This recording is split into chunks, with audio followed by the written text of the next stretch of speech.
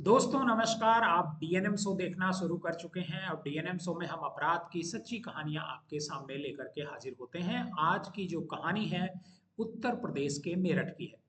आपको मेरठ का सौरव राजपूत जो पूर्व नेवी अफसर था उसके मर्डर की कहानी जरूर याद होगी।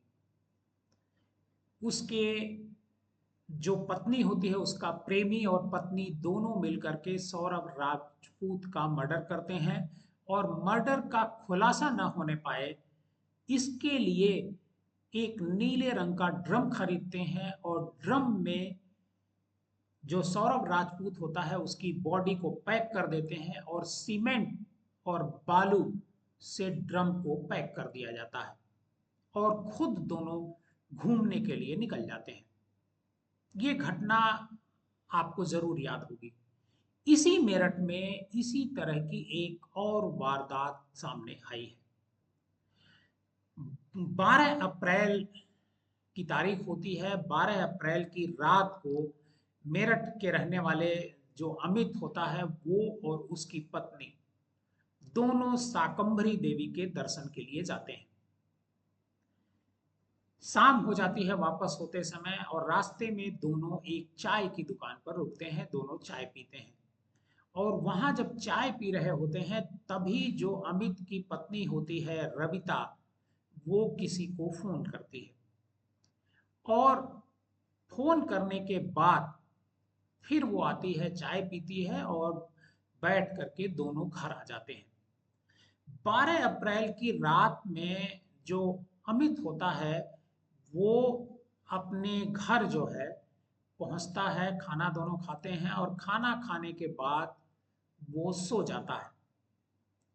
सुबह जब काफी देर तक वो जगता नहीं है तब उसके परिवार वाले जो है वो थोड़ा चिंतित होते हैं और परिवार वाले सोचते हैं कि आखिर ये व्यक्ति जग क्यों नहीं रहा है।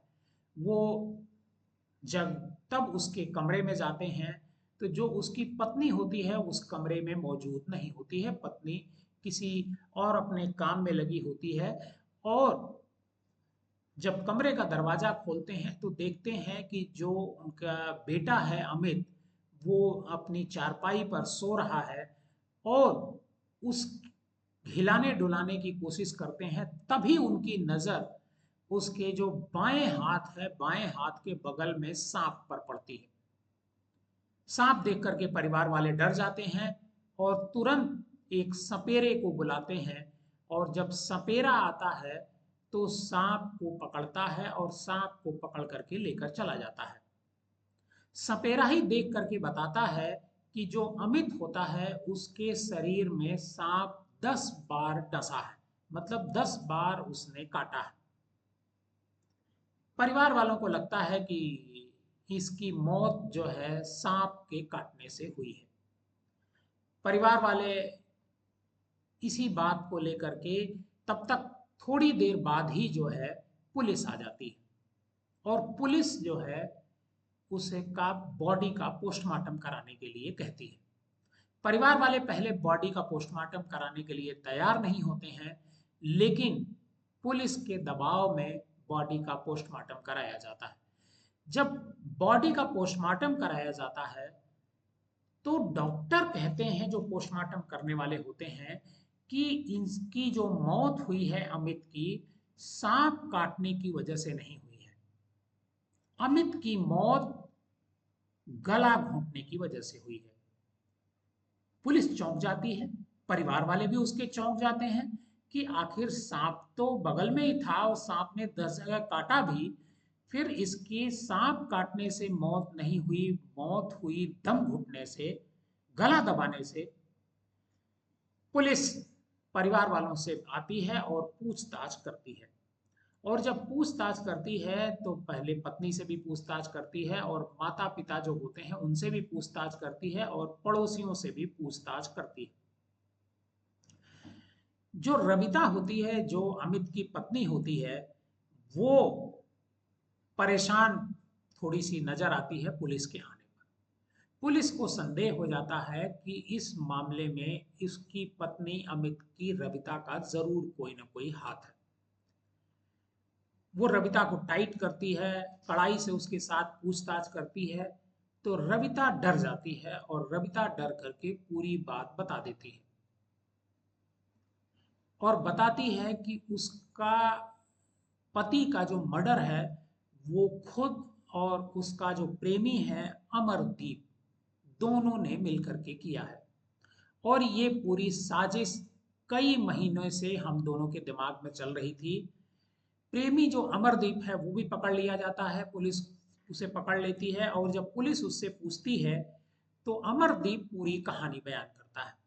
अमरदीप बताता है कि जब शाकंभरी देवी के दर्शन करके जब दोनों लौट रहे होते हैं, रविता और अमित, तभी रास्ते में जो है दोनों चाय पीने के लिए रुकते हैं और रविता वहीं से अमरदीप को फोन करती है कि तुम रात में घर आ जाना जब सब लोग सो गए होंगे और सांप का इंतजाम कर लेना।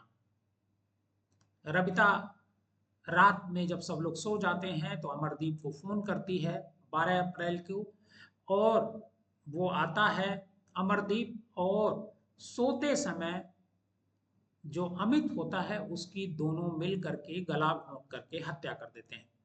और हत्या करने के बाद बिस्तर पर उसके उसके मतलब हाथ के नीचे दबा करके एक सांप को रख देते हैं और जो सांप की पूंछ होती है वो अमित के कमर के नीचे दबाती है ताकि सांप भागने न पाए और अमित को डस ले, जिससे लगे कि मौत सांप के डसने से हुई है। और वारदात के बाद जब ये घटना हो जाती है, जब उसकी मौत हो जाती है, तो अमरदीप अपने घर चला जाता है और रविता दूसरे कमरे में सोने के लिए चली जाती है। अमरदीप बताता है कि वो और जो उसका पति होता है अमित, वो दोनों जो है साथ काम करते हैं और साथ काम करने के दौरान ही दोनों के घर आना जाना रहता है। और करीब 8 साल पहले अमित और रविता की शादी हुई थी। रविता मुजफ्फरनगर की नगर की रहने वाली है। दोनों के 3 बच्चे हैं, एक बेटा और 2 बेटियां। और वाइपर सांप से इनको डसाया गया है, ऐसा पुलिस का कहना है। अमरदीप ने बताया कि इसी दौरान उसकी जो प्रेम है वो रविता के साथ हो जाता है और दोनों एक दूसरे को पसंद करने लगते हैं। और अमित को ये बात जब पता चलती है कि अमरदीप के साथ उसकी पत्नी रविता का संबंध है, इस बात को लेकर के वो दोनों आपस में झगड़ा करते हैं। अमरदीप रविता से कहता है कि तुम अगर अपने पति को हटाना चाहती हो रास्ते से तो बताओ, हम इसकी योजना तैयार करते हैं, क्योंकि जब तक अमित रास्ते से नहीं हटेगा तब तक हम दोनों एक नहीं हो पाएंगे। इसी योजना के तहत करीब 1 डेढ़ महीने पहले, मतलब फरवरी मार्च में ही दोनों ये योजना बना लेते हैं और सही वक्त का इंतजार करते हैं। और उनकी प्लानिंग पहले से रहती है कि गला दबा करके हत्या की जाएगी और एक सांप से उसको डसाया जाएगा ताकि घर वालों को और सबको ये लगे कि सांप के डसने से मृत्यु हुई है और हम दोनों बच जाएंगे। पुलिस ने रविता और अमरदीप दोनों को गिरफ्तार कर लिया है। हालांकि जो अमरदीप है, जब रविता के बाद पुलिस को पकड़ करके ले आया गया तो उसने भी पुलिस को गुमराह करने की कोशिश की। और पुलिस लेकिन जब पुलिस ने सख्ती की तो अमरदीप भी पूरी कहानी बताने लगा। आपको आज की हमारी ये कहानी कैसी लगी हमें कमेंट बॉक्स में जरूर बताइएगा।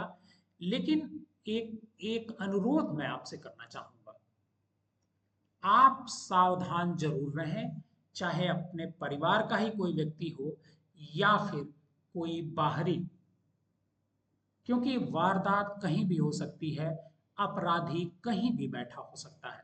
आप डीएनएम शो देखते रहिए और सावधान रहिए।